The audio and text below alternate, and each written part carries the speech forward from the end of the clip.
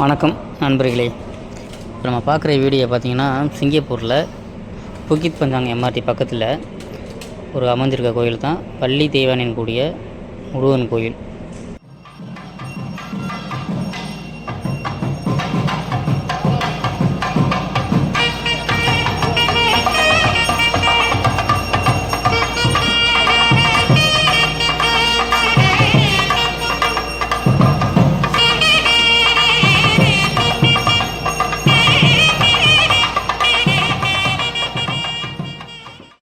இந்த கோயிலில் பார்த்திங்கன்னா, வள்ளி தேவயானையுடன் முருகன் மக்களுக்கு காட்சி அளிக்கிறார்.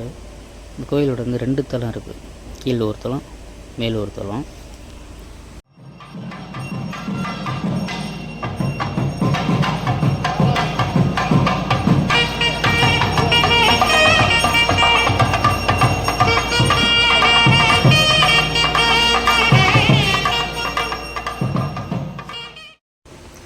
கோயிலுடைய கீழ்த்தளத்தில் பார்த்தீங்கன்னா, உள்ள நுழைய வாயில், நீங்கள் கோயிலில் உள்ள நுழையும் போது முதல் கடவுளான நம்முடைய விநாயகர் பெருமானை நீங்கள் வழிபடலாம்.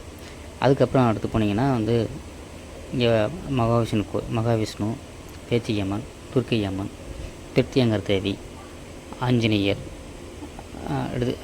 இவங்களுக்கெல்லாம் தனித்தனியாக சன்னதியை அமைச்சு வச்சுருக்காங்க.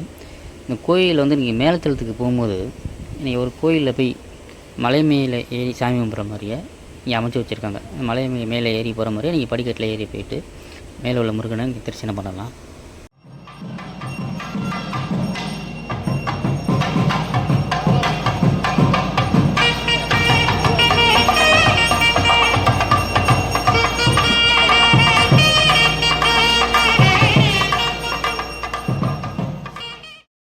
இந்த கோயிலோட மேல் தளத்தில் பார்த்தீங்கன்னா முருகன், அது தனி சன்னதி, மூலவர். அதுக்கடுத்து பார்த்திங்கன்னா, அது பக்கத்துலேயே வலது பக்கத்தில் விநாயகருக்கு தனி சன்னதி.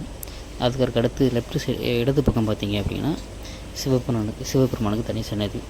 அது இல்லாமல் மேலேயே நவக்கிரகங்களை நீங்கள் வழிபடலாம். அடுத்து இடும்பன், லக்ஷ்மி தேவியெல்லாம் மேலே தனித்தனியாக அவங்கள அமைச்சிருக்காங்க.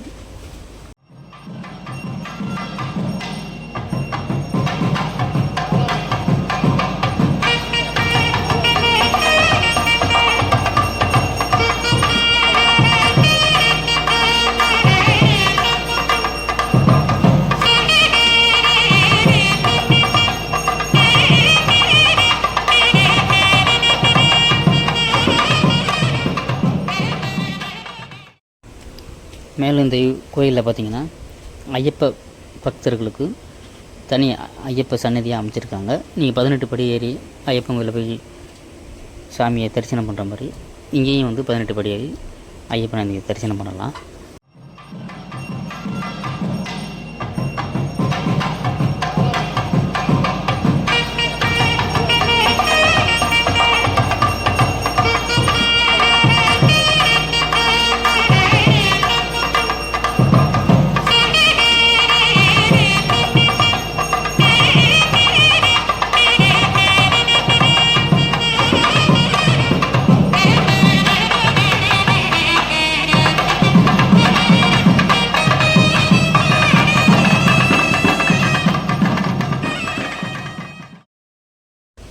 கோயிலோட சிறப்பம்சம் அப்படி பார்த்திங்கன்னா, நம்ம தமிழர்களுடைய பாரம்பரியம், கட்டிடக்கலை அப்படி இதில் பிரதிபலிக்குது.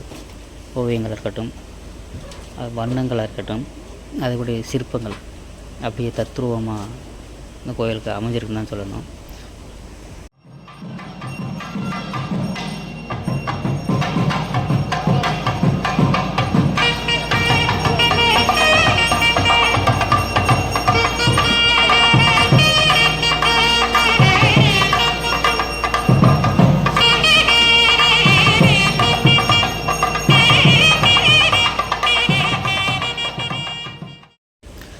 சிங்கப்பூருக்கு வருபவர்கள் டூரிஸ்ட் விசா இருந்தாலும் சரி, இல்லை ஸ்டூடெண்ட் விசா, இல்லை வேலை நிமித்தமாக வருபவர்கள் அத்தனை பேருமே சொல்கிறேன், இந்த கோயிலுக்கு சென்று ஒரு தடவை கோயிலை வழிபட்டு வாருங்கள்.